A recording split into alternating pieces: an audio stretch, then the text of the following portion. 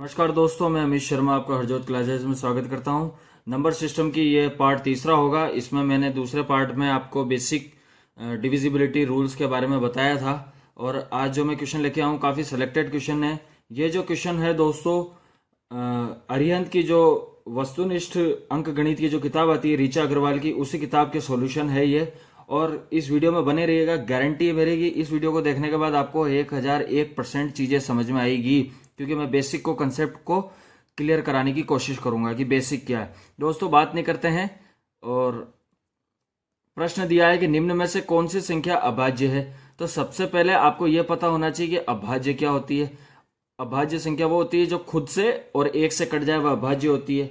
लेकिन अभाज्य संख्या को पहचानने का जो एक तरीका है वो ये है कि जो हमारे सामने ये 249 दिया हुआ है और 203 दिया हुआ है, इस संख्या के बाद एक पूर्ण संख्या कौन सी आती है, एक पूर्ण वर्ग संख्या कौन सी होगी।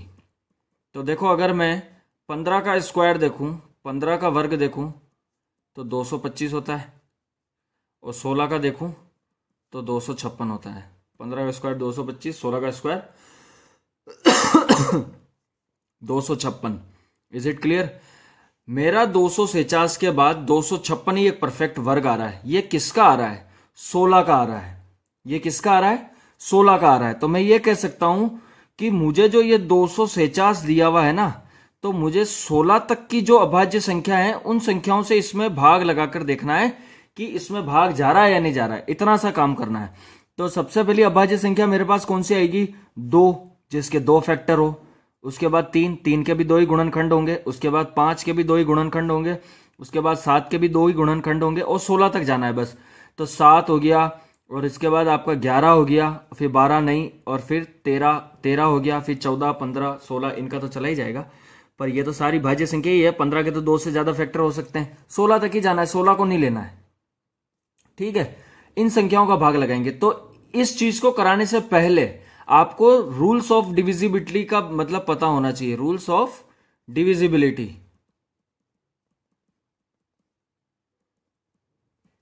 कि रूल्स ऑफ डिविजिबिलिटी क्या होता है। इस वीडियो के डिस्क्रिप्शन में मैं आपको विभाज्यता के नियम का लिंक दे दूंगा, जहां पर जाकर आप आसानी से देख सकते हो। और 1001% मेरी गारंटी कि आपको नियम तो समझ में आकर ही रहेंगे, चाहे कुछ भी हो। दूध पीने वाले बच्चे को भी समझ में आ जाएंगे, तो आप तो जिंदा दिल इंसान हो। ठीक है, तो मैं जो पढ़ाऊंगा, मैं जो कंसेप्ट समझाऊंगा, उसकी ये गारंटी होगी कि क्लास में अगर कोई मरी हुई लाश भी होगी तो वो भी उठ के ये कह देगी कि हमें भी समझ में आ गया सर। तो आप तो फिर भी जिंदा दिल इंसान हो, तो आपको समझ में कैसे नहीं आएगा? आपको 100% समझ में आएगा। बस आपको अगर वीडियो में बने रहना है और पूरी वीडियो देखनी है। ऐसा नहीं कि अब निकले हर बार क्या है समझ में नहीं आ रहा। ये वीडियो उन लोगों के लिए है जिनको कुछ भी नहीं आता, उनको आसानी से समझ में आ जाएगा। तो दोस्तों देखो, 2 का नियम आपको पता है, उस वीडियो में मैंने बता रखा है कि किसी संख्या के लास्ट का अंक अगर 2 से कट जाए तो उसमें 2 का भाग भी चला जाएगा, लेकिन 7 में नहीं जाएगा, तो 2 हट गया।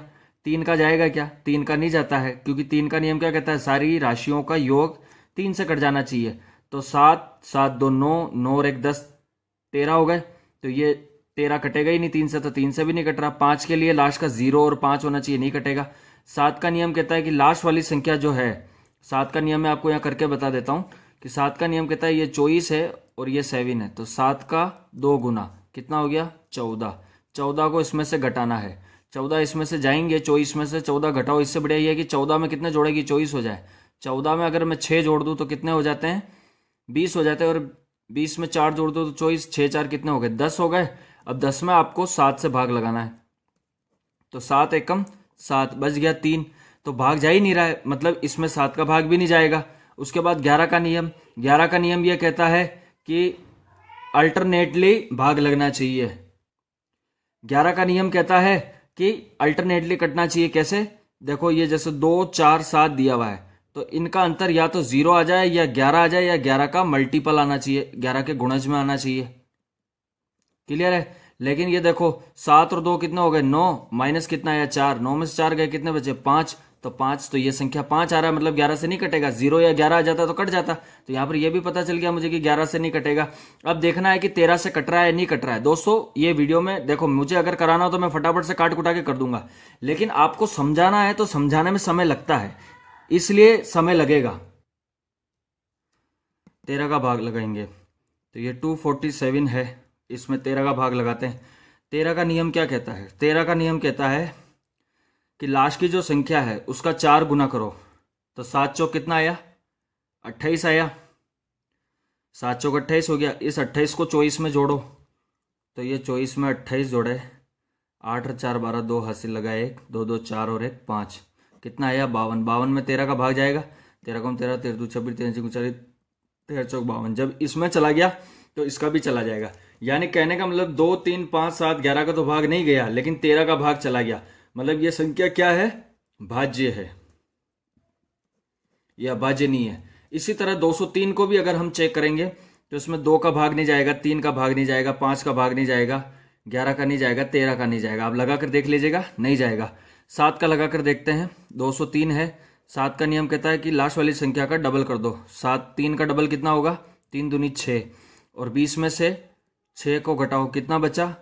14। 14 में 7 का भाग जाता है तो इस संख्या में भी चला जाएगा। यानी ये संख्या क्या हो गई? भाज्य संख्या हो गई। यानी कह सकते हैं कि इन दोनों संख्याओं में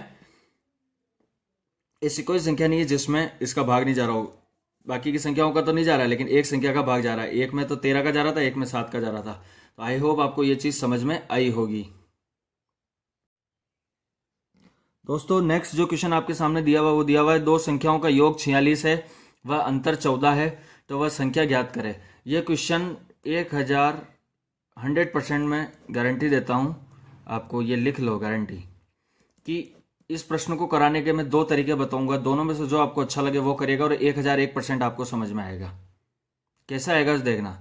दो संख्याओं का योग 46 है। दो संख्याएं कौन सी है मुझे नहीं पता, मैंने मान ली x प्लस वाई। दो संख्याओं का योग कितना दिया है? 46 दिया है। वह अंतर, इनका अंतर कितना है? 14। यानी x माइनस वाई की वैल्यू क्या दे रखी है? 14 दे रखी है। अब ध्यान से देखना, हमारे सामने कंडीशन आती है कि जब हमें कभी भी x की वैल्यू ज्ञात करनी हो,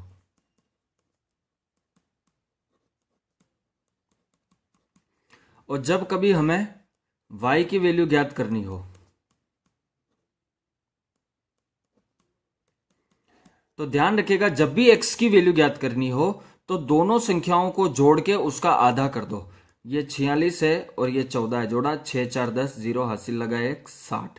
इसका आधा करोगे तो कितना हो जाएगा? 30। यानी x की वैल्यू कितनी आई? 30 आएगी। क्लियर है? और दूसरा y की वैल्यू ज्ञात करनी है तो दोनों का अंतर ले लो। अंतर कितना आएगा? ये 6 में से 4 गए तो कितने बच गए? ये 2 बच गए।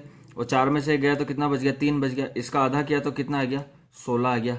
यानी ये 16 आ गया। तो हमसे पूछा क्या था? वह संख्या क्या थी? तो x और y की वैल्यू क्या आ जाएगी? x की वैल्यू तो आई 30 और y की वैल्यू आई 16। अब एक और तरीका क्या हो सकता है?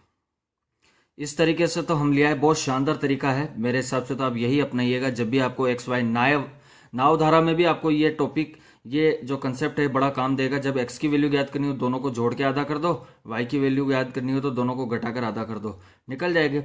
इसके अलावा और क्या तरीका हम कर सकते थे? जब हमारे को पता है कि x प्लस वाई की वैल्यू 46 है, क्लियर है, तो मैं इसको सोल्व करता हूं आगे। तो ये x तो मेरा इधर ही रह जाएगा बराबर 46। अगर मैं y को पक्षांतर कर दूं तो y प्लस का है, इधर आकर माइनस का क्या बन जाएगा? y बन जाएगा। यानी x की वैल्यू मेरे पास क्या आई? ये आई। क्लियर है? और दूसरा x माइनस वाई मेरे पास क्या दे रखा है? अब सबसे पहले आप यहां पे ध्यान रखना कि ये जो x की वैल्यू आई है 46 माइनस वाई, ये फर्स्ट वाली समीकरण में रख के देख लो कि x प्लस वाई बराबर जहां 46 दिया हुआ है वहां पर आप इसे रख के देखिए क्या होगा कि x की जगह आप रखोगे 46 माइनस वाई प्लस वाई बराबर 46। Is it clear? अब इस 46 को क्या करोगे? आप इधर पक्षांतर करोगे। क्लियर है? इसको पक्षांतर करना पड़ेगा। तो इसमें आपको एक चीज का ध्यान, थोड़ी मिस्टेक होगी, हमने प्लस वाले में रख दिया, प्लस में नहीं रखना है, माइनस वाले में रखना है। x की वैल्यू तो मेरे पास ये आ गई और मेरे पास x माइनस वाई कितना दिया हुआ है? बराबर 14 दिया हुआ है। और इधर ये कितना आ रहा है? x की वैल्यू 46 माइनस वाई बराबर 14। तो अब मैं इस 46 को पक्षांतर करूंगा इधर, तो प्लस का था तो माइनस के 46 हो जाएंगे, उधर माइनस माइनस प्लस होकर 2y हो जाएंगे। क्लियर है? अब इसमें से जब मैं इसको घटाऊंगा 46, 14 माइनस ये 46 करेंगे तो कितना आ जाएगा, 6 में से 4 गए तो बच गया मेरे पास 2, और 4 में से 1 गया तो बच गया मेरे पास 3। तो y की वैल्यू कितनी आ जाएगी, 2 से ये 2 इधर आ जाएगा, भाग लगाएंगे तो कितनी बार जाएगा, 16। मुझे पता चल गया कि मेरे y की वैल्यू कितनी आई है, 16 आ गई। तो अब मैं x प्लस वाई में रख लूंगा, जहां मेरा x प्लस वाई बराबर कितना दे रखा, 46, वहां पर y की वैल्यू रखेंगे प्लस 16 बराबर 46। तो x की वैल्यू निकालनी है तो 46, 16 को पक्षांतर करो इधर, तो 6 में से 6 गया तो कितना बच गया, 0, और 4 में से गया तो 30। तो यहां से भी आप x की वैल्यू 30 और y की वैल्यू 16 लेकर आ गए। तो दोनों मेथड मैंने आपको बता दिए हैं, एक तो फर्स्ट मेथड ये था और सेकंड मेथड ये था। क्लियर? आई होप आपको ये चीज समझ में आई होगी। क्वेश्चन है वो दिया हुआ है 2055 में कौन सी संख्या जोड़ी जाए ताकि 27 का भाग लग जाए। मतलब इस 2055 में अभी 27 का भाग नहीं लग रहा है, हमें 2055 में कोई ना कोई संख्या जोड़नी होगी ताकि इसका भाग लग जाए, 27 का भाग लग जाए। अगर दोस्तों मैं आपके सामने, तो इसको करने का तरीका देखो बहुत शानदार है, मैं आपको बता देता हूं। अगर आप 27 का भाग लगाते हो तो कितनी बार लगा पाओगे, 27 को अगर हम गुणा करें, 27 इंटू करें अगर हम 7 भी करें तो 7 तो 27 गुण 50 का 9, 4 लगाए, 7 दूनी 14 और 4 18, 189 आते हैं। और जैसे 27 ऊपर करेंगे तो 205 से ऊपर चला जाएगा। तो 7 बार में कितना आया दोस्तों, 189 आया।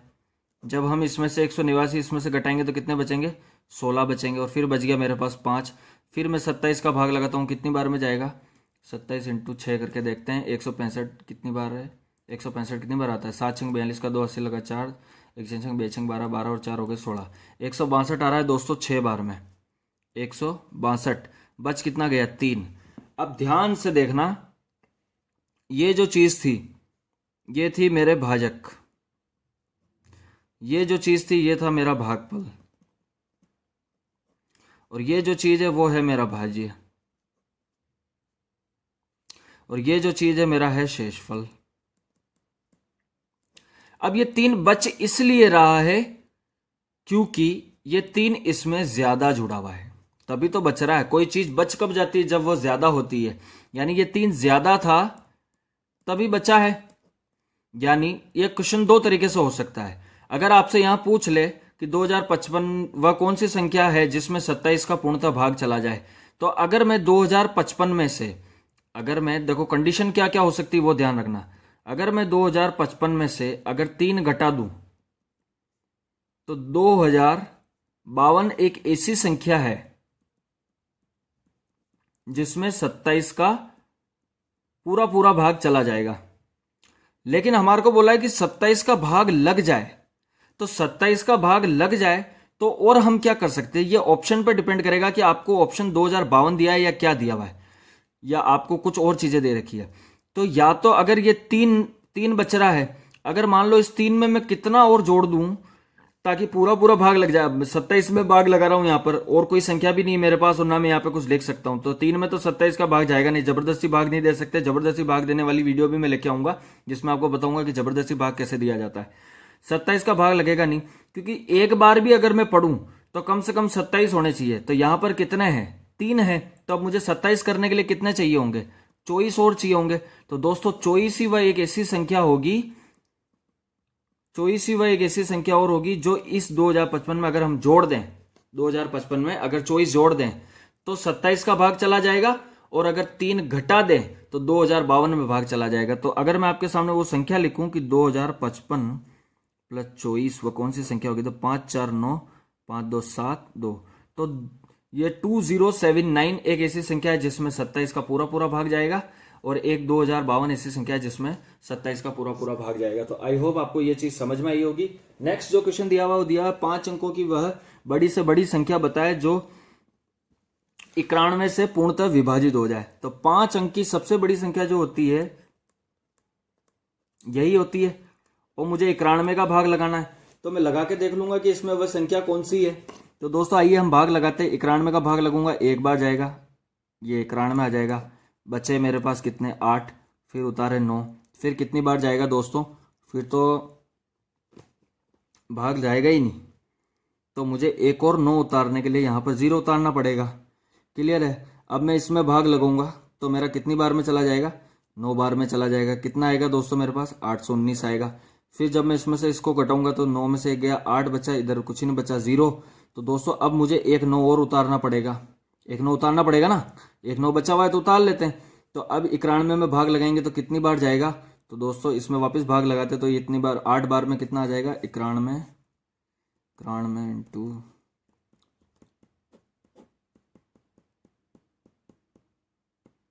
8 बार में जा रहा है मेरे 728 आ रहा है। तो जब मैंने इसमें से इसको घटाया 9 में से 8 गया 1 और 80 में से 72 गए तो कितने बच गए दोस्तों 8। तो ये 81 जो संख्या आ रही है ना, ये मेरा क्या आ रहा है, शेषफल आ रहा है। क्या आ रहा है, शेषफल आ रहा है। और इसने हमसे पूछा है 5 अंकों की वह बड़ी से बड़ी संख्या बताएं जो 91 से पूर्णतः विभाजित हो जाए। तो दोस्तों ध्यान रखना 5 अंक की, कि अगर मैं 9, ये जो मेरे आ रहा है 99,999 जो संख्या आ रही है, ये संख्या है मेरे 5 अंकों की। क्लियर है, 5 अंकों की है ये संख्या। अगर मैं इस संख्या में 81 जोड़ दूं तो दोस्तों ये संख्या मेरे पास 5 अंकों की रहेगी ही नहीं, ये तो संख्या बढ़ जाएगी।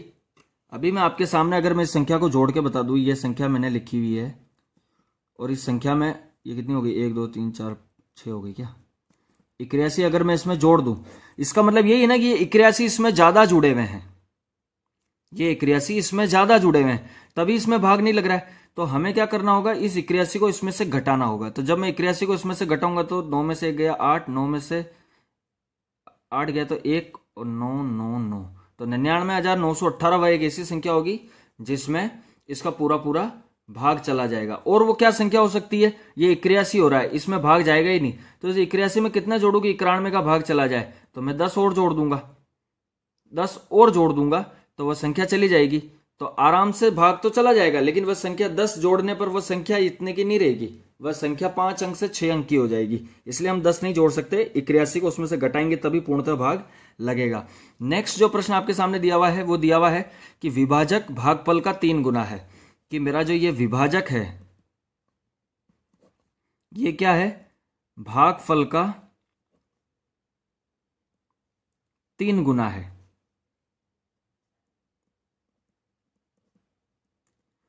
और शेषफल का 6 गुना है। और शेषफल कितना दिया हुआ 2 है, तो भाज्य ज्ञात करना है।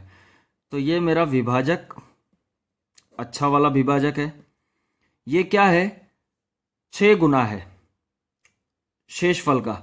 शेषफल कितना है 2 दिया हुआ है और ये कितना है 6 गुना, तो कितना हो गया 12। तो मेरा विभाजक कितना आया, मेरा आया 12। विभाजक कितना आया 12। अब चूंकि विभाजक भागफल का 3 गुना है, यानी ये मेरा जो विभाजक है ये भागफल का 3 गुना है। विभाजक कितना आया 12, भागफल रहने दो, गुणे 3 दिया हुआ है, इसको पक्षांतर करेंगे, काट देंगे तो कितना बचेगा 4। यानी मुझे यह पता चल गया कि मेरा विभाजक कितना है 12 और मेरा भागफल कितना है 4। अब मुझसे पूछा है कि भाज्य ज्ञात करना है। दोस्तों आपको अच्छे से पता है कि भाज्य क्या होता है, ठीक है, ये मैंने आपको ऊपर समझा दिया कि भाज्य क्या होता है। तो उसे निकालने के लिए दोस्तों हमें क्या करना होगा, सबसे पहले बेसिक चीज को ध्यान में रखना कि आपके पास भाजक कितना। देखो भाज्य मैं आपको एक फॉर्मूला लिख देता हूं, बचपन से हम पढ़ते आ रहे हैं, लेकिन सब रटते हैं, लेकिन रटने की जरूरत, क्योंकि आपके सामने भाज्य बराबर क्या होता है, यही जो आपका भाजक होता है गुणे भागफल प्लस शेषफल। अब बहुत जनों को ये फॉर्मूला समझ में नहीं आएगा, तो मैं आपको बता दूं, ये आपका भाज्य, ये आपका भाजक, ये आपका भागफल, नीचे जो आएगा यहां से कटने के बाद शेषफल। शेषफल वह राशि होती है जो एक्स्ट्रा बच जाती है, उसे वापस जोड़ा जा सकता है। अगर आप अपने भाजक को भागफल से गुणा कर दो तो भाज्य आ जाता है, क्लियर है, और इसमें शेषफल जोड़ दो तो वो आपका पूरी संपूर्ण राशि आ जाएगी। तो यहां पर आपको भाज्य ज्ञात करना है, तो भाजक कितना आया आपका 12, भागफल कितना आया 4, शेषफल कितना दिया है 2, 12 चौक कितना हो गया 48 प्लस 2 कितना जोड़ा 50, वह संख्या कौन सी थी 50 थी। तो आई होप आपको चीज़ समझ में आई होगी। दोस्तों बड़ी मेहनत लगती है इन चीज़ों को समझाने में, तो फ्री की चीज़ें होती है तो कोई पढ़ता नहीं है, अगर ये पैसे लगे होते हैं तो वो कुछ भी करके पढ़ते हैं। तो मेरा आपसे विनती रहेगी कि आप इन वीडियो को ध्यान से देखिएगा, समझिएगा और वीडियो को प्यार दीजिएगा। अच्छा लगे ना लगे, कम से कम वीडियो तो देखिएगा ताकि हमें भी मोटिवेशन मिले। तो दोस्तों धन्यवाद, मिलते हैं नेक्स्ट वीडियो में बड़े ही शानदार कंसेप्ट के साथ। मेरा अगर किसी भी प्रकार को किसी को समझ में ना आए तो कमेंट जरूर कीजिएगा, भी हमें समझ में नहीं आया। कोई देखते ही नहीं है तो फिर फर्क कैसे पड़ेगा, फिर समझ में कैसे आएगा। तो देखिएगा, वीडियो काफ़ी हेल्पफुल रहेगी आपके लिए। मिलते हैं दोस्तों नेक्स्ट वीडियो में, धन्यवाद।